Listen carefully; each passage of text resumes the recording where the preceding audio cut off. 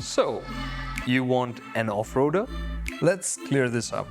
If you're talking about simple, hardcore off-roaders, be it the Big Daddy, the Jeep Wrangler, or the upcoming bantamweight, the Maruti Suzuki Jimny, or this, the Mahindra Thar, expecting them to be car-like and sporty on-road is a bit unrealistic. If you want to get one, some adjustments in expectations have to be made. And the incredible part is, every month, this second generation Thar is finding 8 times as many takers as the first generation did. And 80%, if not more, aren't straying off the tarmac or going far beyond the city. So wouldn't it make sense for Mahindra to have a city-focused Thar? And is this the Thar rear-wheel drive 8? And the short answer is nope. Why? Let me break it down. Mahindra haven't diluted the most winning aspect of the Thar, its desirability. This second generation Thar has taken that classic Jeep design, modernized it, cleaner lines, make it look better, and most importantly, it looks a lot more powerful. That's because it's wider, and that has changed the stance and the game. This one turns heads because of that. But like the Thar, there are a few details that could be better, like the tail lamps, which have Thar blazing out of them. I'm not a 6-year-old. And on the upside, it's got everything the Thar does, like the alloy wheels, the tires, and the sense of how high you stand off the ground. What it doesn't have is the 4x4 badge, obviously, and no soft top roof either. But for me, this hardtop roof is the one to have. Essentially, this Thar rear-wheel drive is every bit the Thar that most people seem to want. There's more good news. Actually, it's fantastic news. Because by simplifying the hardware that the Thar packs, by going to just two-wheel drive, there are fewer components, which has reduced costs and made it a lot more affordable.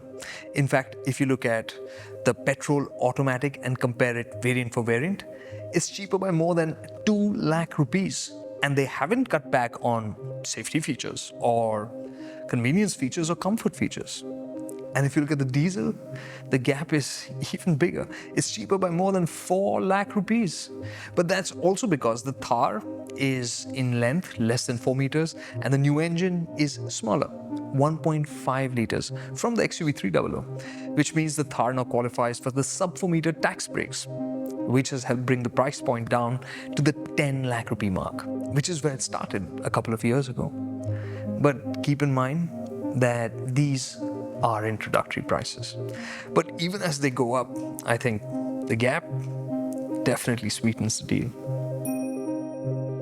This has less power compared to the 2.2 liter, but on the road, making your way through traffic, it's absolutely confident. And if you want, you can just blast past. It has the punch for that. That's because it's making 300 Newton meters of torque, which is the same as the larger diesel. On top of that, it's actually smooth, refined, and pretty quiet.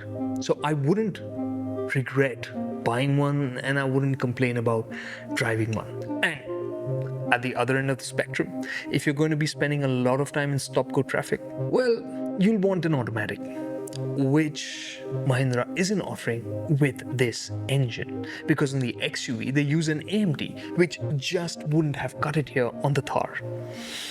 So if you want a diesel automatic with the Thar, you're still going to have to go 4x4. Is it more comfortable?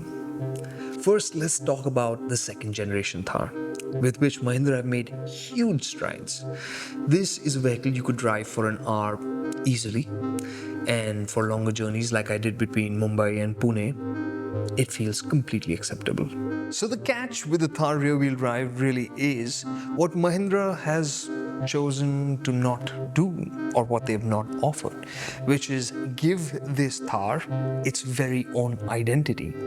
If it had larger wheels, which were flashier, and street-oriented tires, ride height that was a bit lower for better body control, I don't think it would have compromised its stance all that much. And even if it did, it would have differentiated it from the 4x4, which is fair. And with all these things added up, you would have had a Thar that would have been better for everyday tarmac and city use. As of now, this is every bit as bouncy, every bit as noisy, and every bit as tiring on longer journeys as the proper 4x4 Thar. Only thing is, it happens to be cheaper. So, is the Thar cheaper to run? Well, slightly, because it's got fewer moving parts and it's lighter by about 100 kilograms. It will be more efficient. Mahindra estimate that the petrol will be better by about 1 kilometer per liter, which means for the automatic variant, it will be in the high single digits.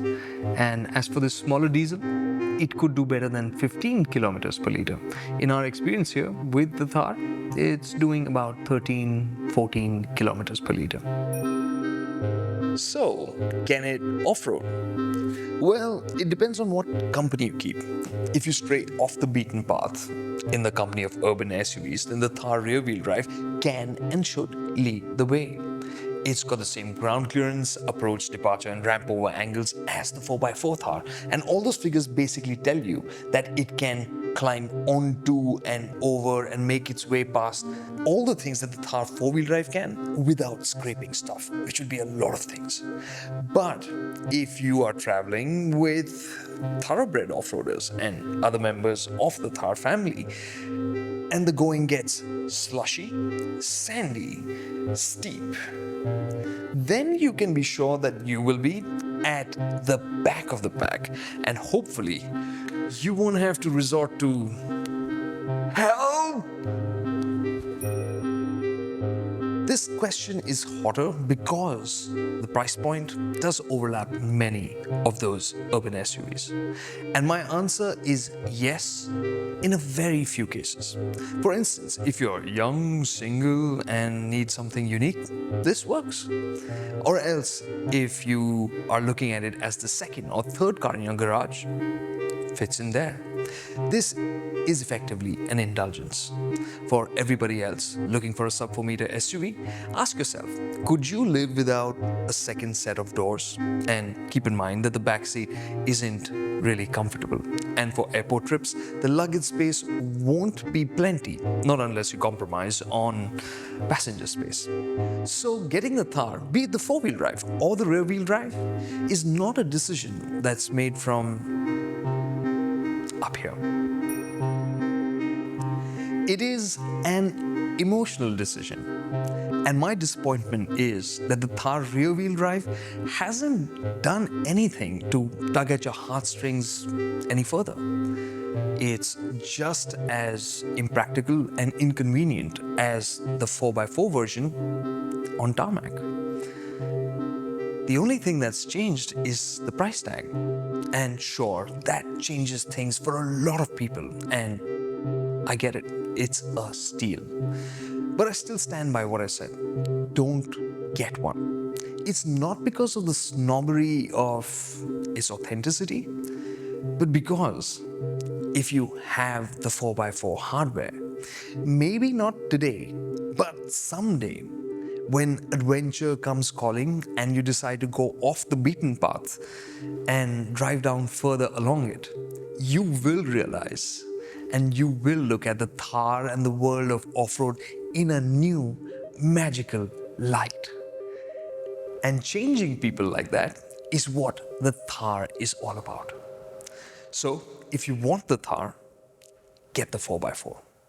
Else, get an XUV.